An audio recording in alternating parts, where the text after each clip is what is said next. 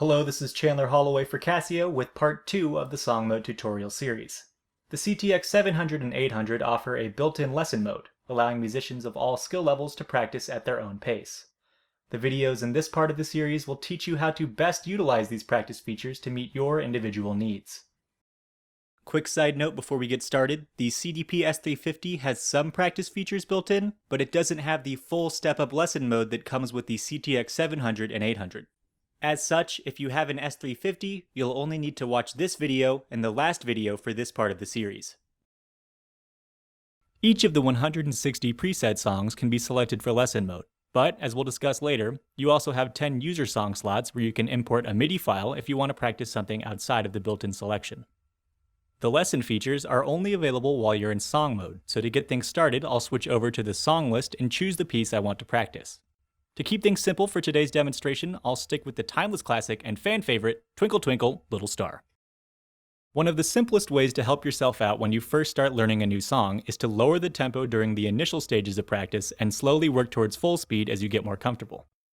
Notice as I scroll through the list that the tempo value automatically changes to reflect the suggested performance tempo for that particular song.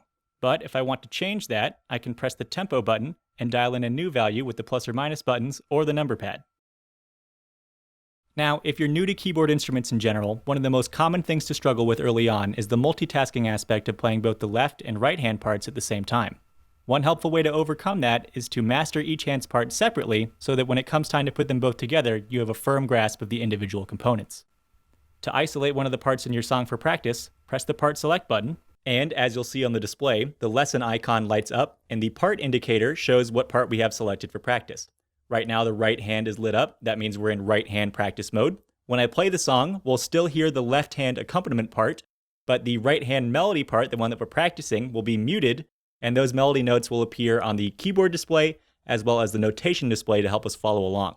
So I'll play the song now as an example. There's a 2-measure intro, and during that you'll hear the left hand chord piano part, but pay attention when we get to measure 3 when the melody is supposed to come in, this clarinet part. It'll be muted, but we'll still be seeing those notes appear on the display.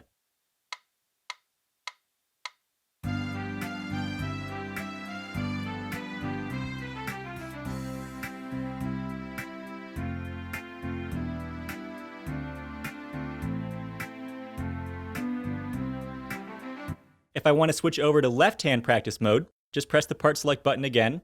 The left-hand icon lights up, and now when I play the song, I won't hear that left-hand chord part, but unlike before, at measure 3 when the melody comes in, I will hear that clarinet part.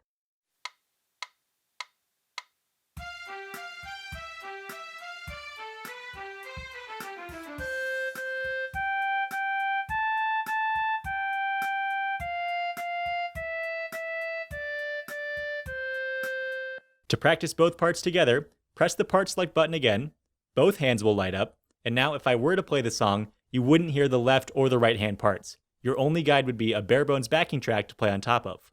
However, if you forget some notes along the way, and trust me, that does happen to the best of us, you can always sneak a peek at the screen if you need to reference note information on the keyboard display or the grandstaff.